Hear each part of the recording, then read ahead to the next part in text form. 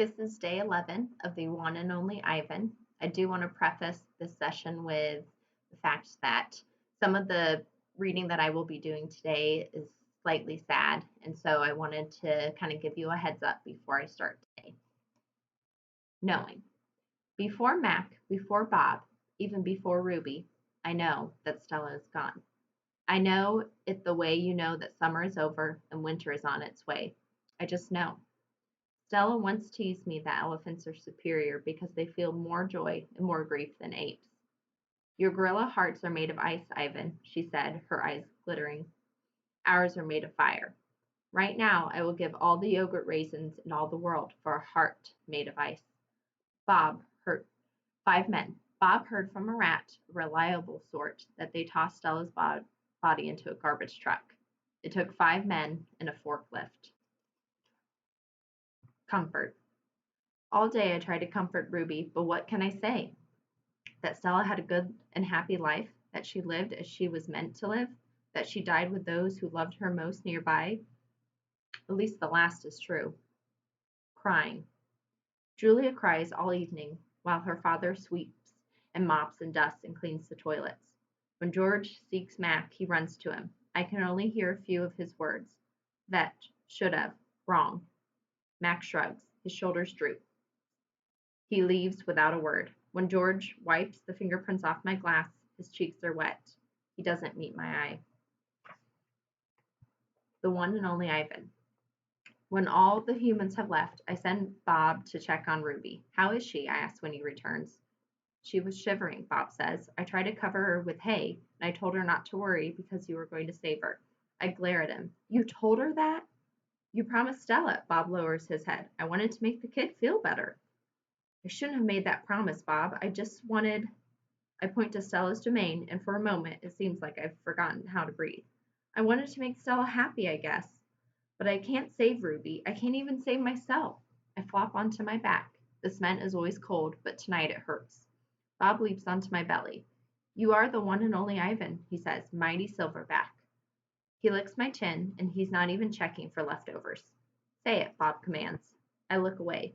Say it, Ivan. I don't answer, so Bob licks my nose until I can't stand it any longer. I am the one and only Ivan, I mutter.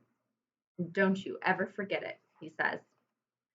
When I gaze at the food court skylight, the moon Stella loved is shrouded in clouds.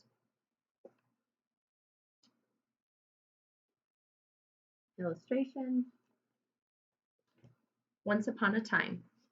All night Ruby moans and sniffles. I pace my domain. I don't want to fall asleep in case she needs something. Ivan, Bob says gently, get some sleep, please, for your sake and for mine. Bob can't sleep unless he's on my stomach. I hear stirring. Ivan, Ruby calls. I rush to my window. Ruby, are you all right? I miss Aunt Stella, Ruby sobs. I miss my mom and my sisters and my aunts and my cousins too. I know, I say, because it's all I can think of. Ruby sniffles. I can't sleep. Do you know any stories the way Aunt Stella did? Not really, I admit. Stories were Stella's specialty. Tell me a story about when you were little, Ruby pleads. She puts her trunk between the bars. Please, Ivan? I scratch the back of my head. I don't remember things, Ruby, I admit. It's true, Bob says, trying to be helpful. Ivan has a terrible memory. He's the opposite of an elephant. Ruby lets out a long, shivery breath. Oh, well, that's okay. Night, Ivan. And Bob. I listen to Ruby's soft sobs for long, horrible minutes. Then I hear myself saying, once upon a time there was a gorilla named Ivan. And slowly and deliberately I try to remember. The grunt.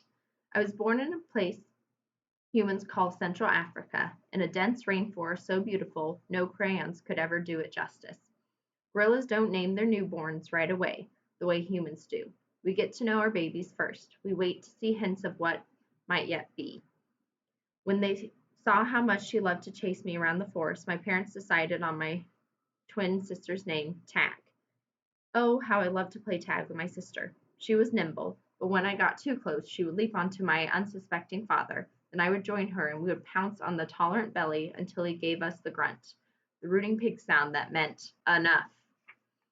The game never got old, although my father might have disagreed.